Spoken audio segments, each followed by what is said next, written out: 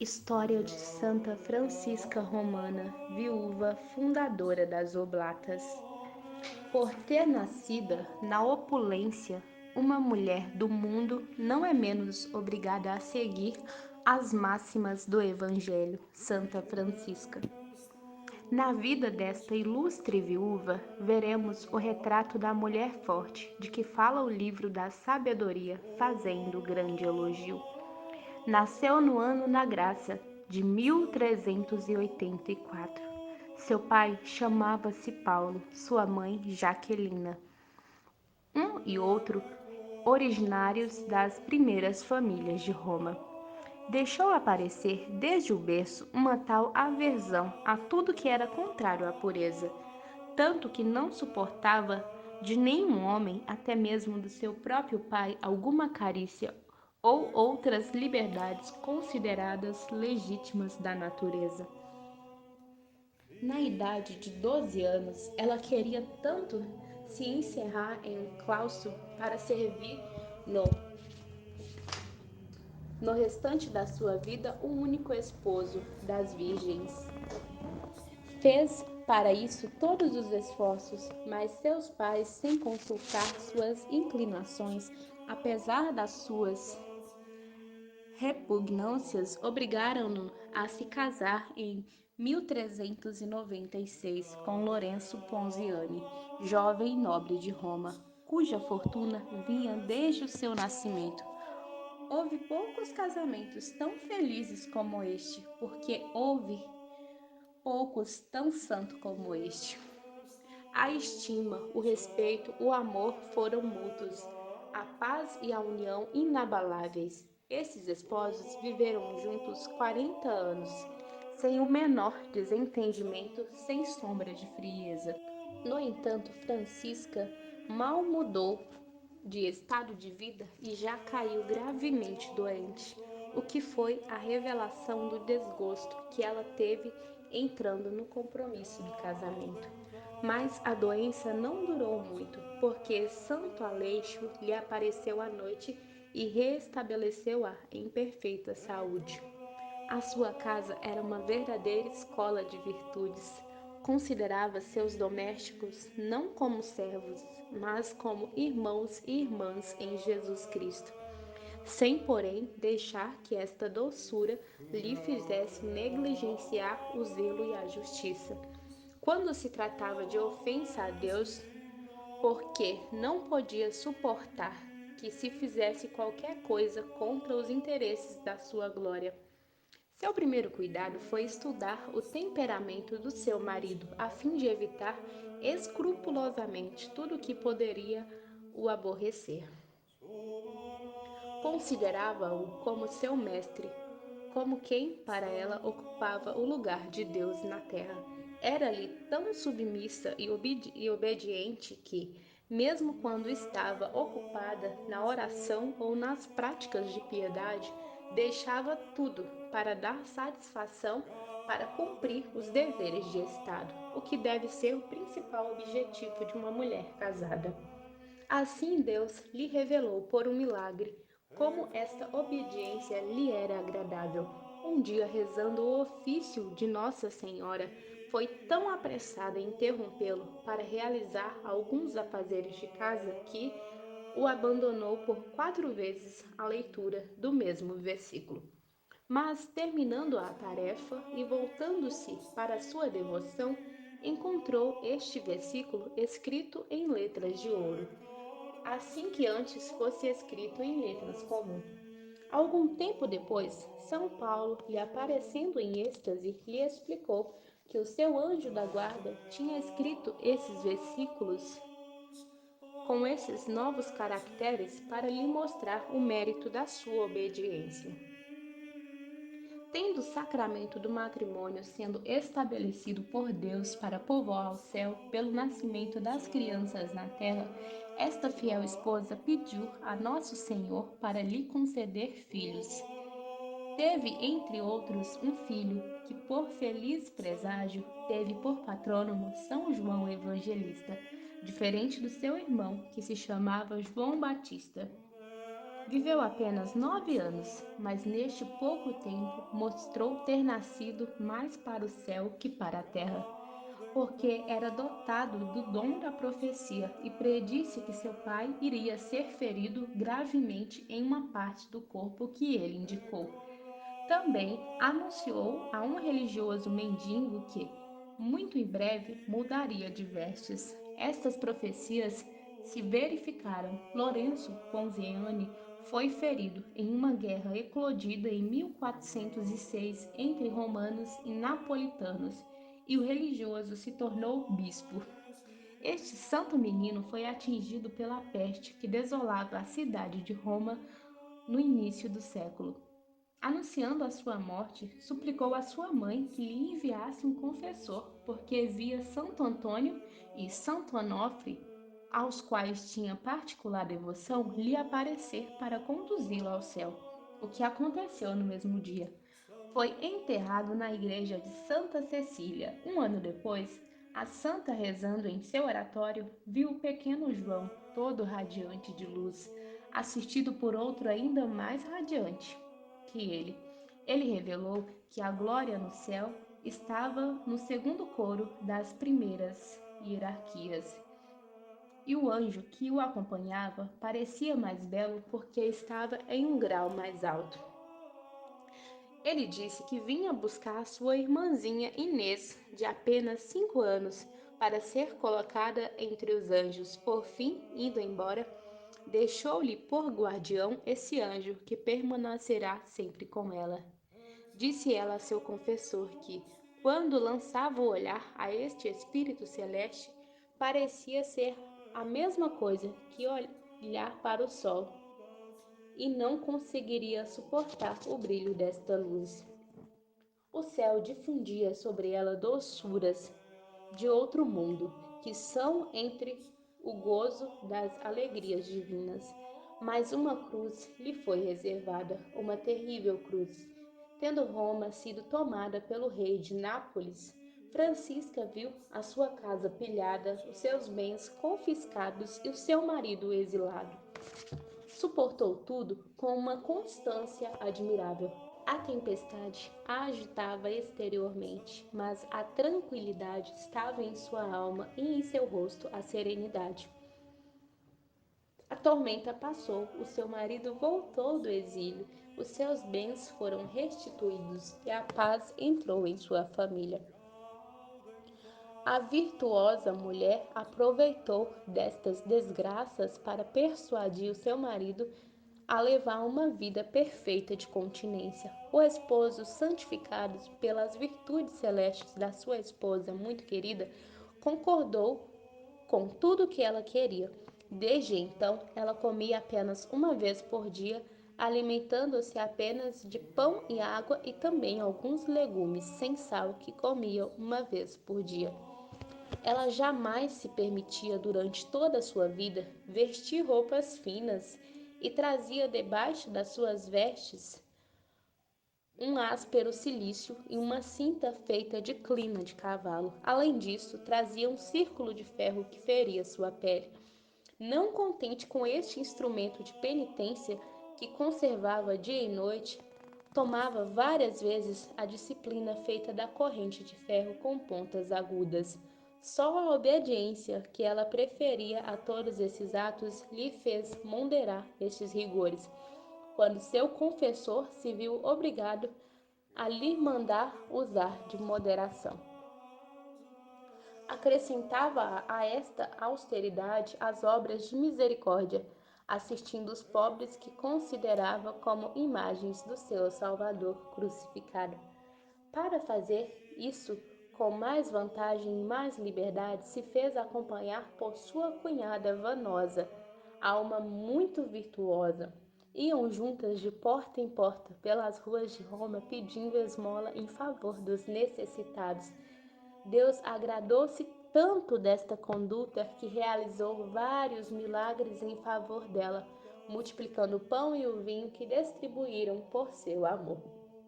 Confessava ordinariamente toda quarta e todo sábado e comungava ao menos uma vez por semana.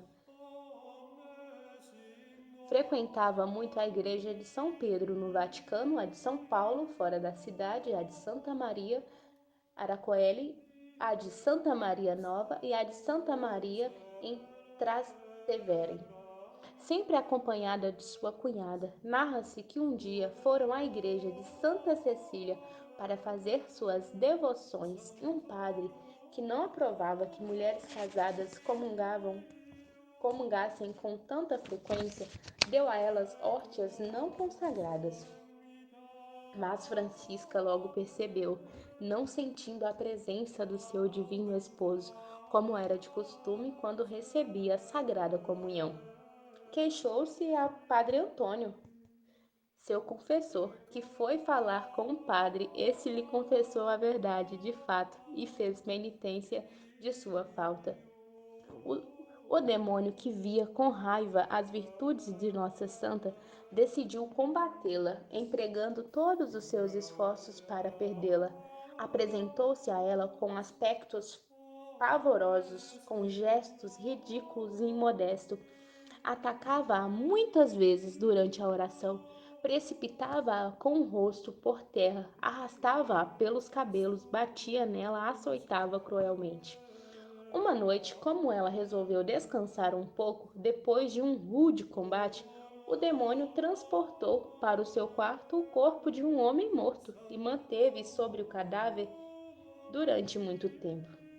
Ela ficou tão impressionada depois do ocorrido, parecia que este cadáver estava sempre próximo dela, sem que ela pudesse se livrar do cheiro que ele exalava. Tanto que só a vista dos homens era-lhe um suplício.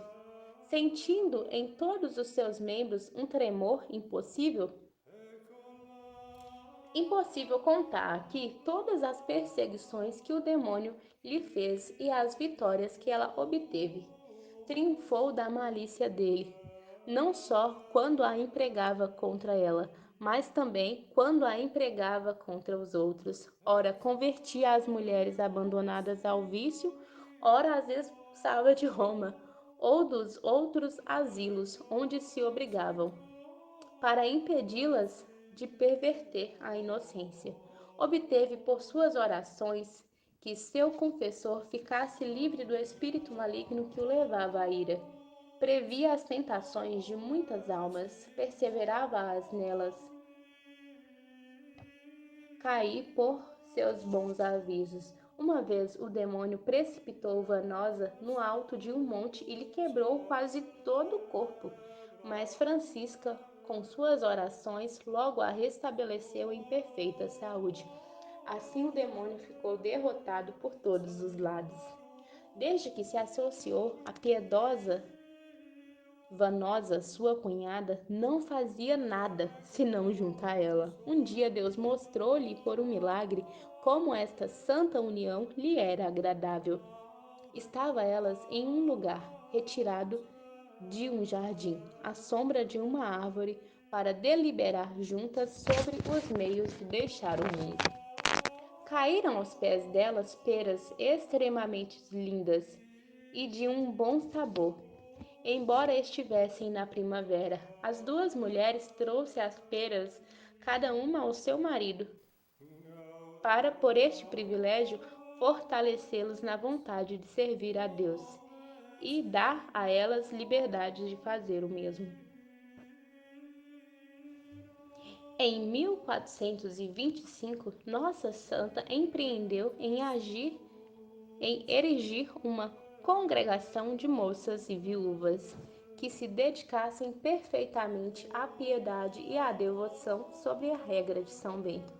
Ela ficou assegurada neste piedoso projeto por várias visões celestes, onde lhe apareceram São Pedro e São Paulo, São Bento e Santa Madalena, que lhes prescreveram as regras para as suas religiosas. Um dia, parecia ver que São Paulo, depois de ter dado um véu e de tê-lo abençoado, a oferecia a Nossa Senhora para ser recebida sob sua especial proteção e salvaguarda. Foi então que, voltando a si, redigiu as regras que desde então foram observadas em seus mosteiros tais como lhe foram reveladas nas admiráveis visões e comunicando-as ao seu confessor, foram aprovados pelo Papa Eugênio. A bem-aventurada Francisca tinha então cerca de 43 anos, dos quais 28 anos casadas, ao longo dos 12 anos que depois ainda viveu. Deus fez brilhar a sua santidade por meio de vários prodígios, curas milagrosas. Mas a sua humildade fazia tudo para esconder tais milagres, aplicando os remédios nas partes feridas dos enfermos, mesmo que fossem contrários à saúde. Nada ainda dissemos da particular assistência dos anjos que ela recebia. Já vimos que, além do seu anjo da guarda, Deus lhe ofereceu um segundo que a acompanhou visivelmente se acontecia de um demônio usar de figura de anjo de luz para enganá-la. Este fiel guardião não deixava lhes desvendar o artifício do seu inimigo, e sua alma logo ficava cheia de perfume tão agradável que admiravelmente a consolava. Se acompanhada pelo anjo lhe escapasse uma ação ou uma palavra menos necessária, ou se deixava levar por pensamentos supérfluos, divagando sobre a sua lida da casa ou de outros assuntos, este espírito celeste, testemunha contínua da sua vida, se ocultava. Pela sua ausência, a obrigava a recolher e reconhecer sua falta. Daí vem que a santa é representada ao lado de um anjo que lhe serve de guia e de governante. A morte que não poupa ninguém, tendo levado seu marido em 1436, ajeitou as coisas em pouco tempo e, desfazendo de seus bens em favor dos seus filhos que ainda estavam vivos, se retirou para o mosteiro que havia fundado. Ali, prostrando-se por terra, com uma corda ao pescoço e com lágrimas nos olhos, suplicou com humildade às religiosas, de quem era mãe espiritual em Jesus Cristo, que recebesse-a no mosteiro, na qualidade de pequena serva, o que elas entenderam com toda a alegria que se pode imaginar. Pouco depois foi eleita superior, apesar de toda sua repugnância. Essas religiosas são chamadas oblatas porque se consagraram a Deus. Usam da palavra oblação e da profissão. Ao invés de dizer como o restante das religiosas, eu faço profissão, dizem eu me ofereço. Não fazem votos, somente prometem obedecer à mãe presidente.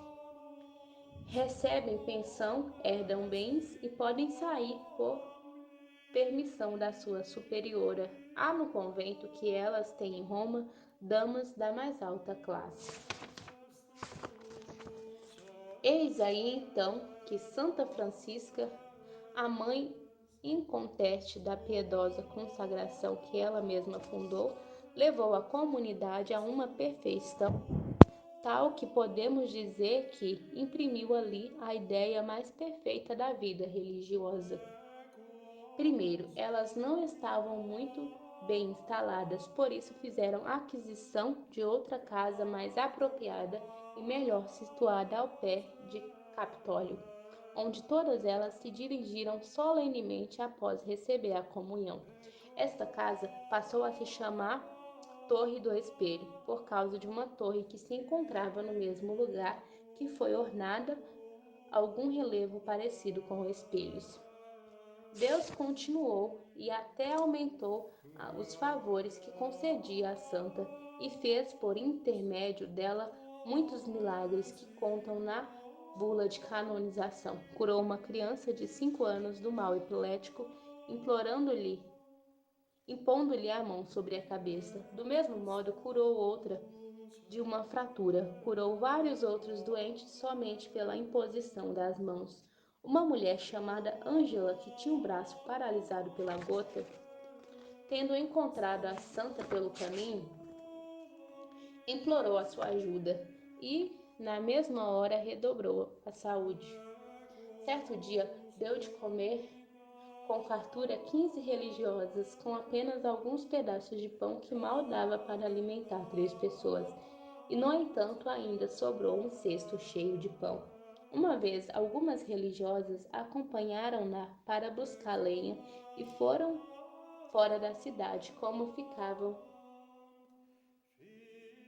Quando ficaram com sede, Deus fez brotar numa vinha tantos cachos de uvas, apesar de ter acontecido isso no mês de janeiro, mas silenciemos quanto o resto dos milagres para falar de suas virtudes, em particular da sua humildade, pela qual foi elevada a sua verdadeira grandeza. Francisca nunca suportou, nem no claustro, nem na casa de seu marido, que fosse servida. Apesar de ser a dona da casa e a superiora do convento, mas praticando ao pé da letra a palavra de Nosso Senhor, gostava mais de servir os demais e de ser tratada como serva. Gostava especialmente de ser tida como a menor de todas. Se fosse tratada como ela queria, não lhe teria dado outro título honorífico senão o de pecadora, vaso de impureza, mulher vil e miserável. Esta humildade apareceu mais em suas ações do que em suas palavras. Certa vez foi encontrada voltando da vinha que ficava fora da periferia, com um feixe de fermento sobre a cabeça, conduzindo diante dela um burro carregado, que empregava ao serviço dos pobres. Mostrava-se por aí que nada é difícil para a caridade. Quando esta virtude nos faz agir, somos capazes de pisar aos pés a respeito humano. Mesmo que parece mais razoável no sofrimento, sua paciência era invencível. Quando seu marido foi exilado, seus bens confiscados, sua casa arruinada, durante estas perturbações sucederam a invasão de Roma, o rei de Nápoles, e durante grandes cismas dilacerou a igreja durante o pontificado de João. Nunca disse outra coisa senão as belas palavras de Jó: o Senhor deu, o Senhor tirou, bendito seja o nome do Senhor. Tinha uma grande devoção com o Santíssimo Sacramento do altar. Em sua presença, elevava-se a Deus com tanto fervor que permanecia muito tempo imóvel, completamente arrebatada em espírito. Quanto à paixão de Nosso Senhor, meditava com tanta ternura e derramava abundantes lágrimas, até sofria realmente nas partes do seu corpo que correspondiam às chagas de Jesus. Como diz expressamente a bula da sua canonização, que Deus quis encerrar uma vida tão santa com uma morte tão feliz. Tendo João Batista, seu filho mais velho, caído em uma doença muito grave, Francisca sentiu-se obrigada a cuidar dele.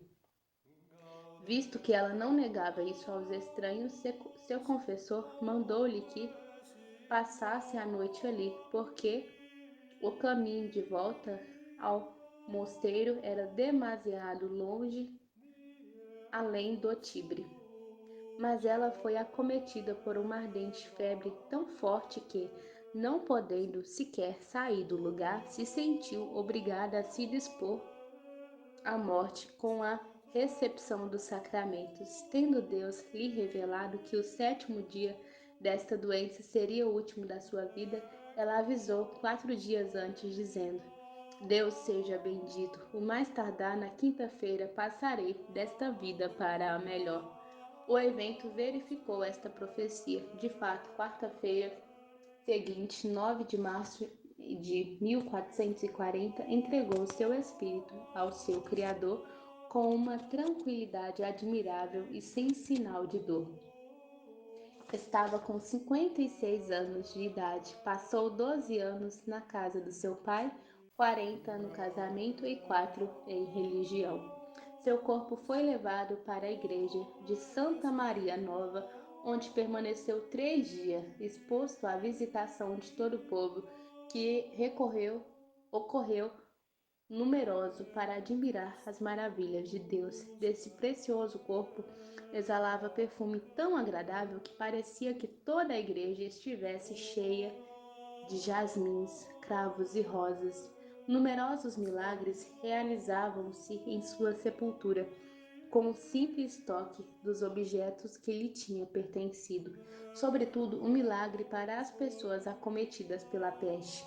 Um fabricante de perfume chamado Jerônimo, estando no fim da vida, foi curado depois de ter colocado uma roupa da santa. Uma mulher chamada Madalena de Clarelli foi reservada da morte pela simples invocação do nome da santa. Multidão de doentes foi curadas pelo mérito da sua intercessão. Um turco era tão endurecido que ninguém conseguia convertê-lo. A única coisa obtida dele foi dizer: Francisca, serva de Deus, lembrai-vos de mim. Ele se converteu. Todas as maravilhas incitaram muito os sumos pontífices a proceder à canonização desta ilustre santa.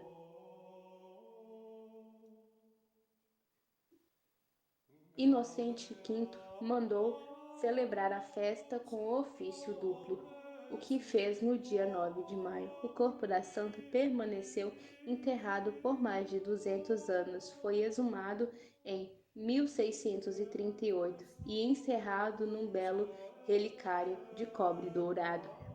A festa de Santa Francisca é feriado em Roma, como era em Paris a de São Roque antes da Revolução, isto é, sem ser de preceito. Ela é ocasião de grande solenidade.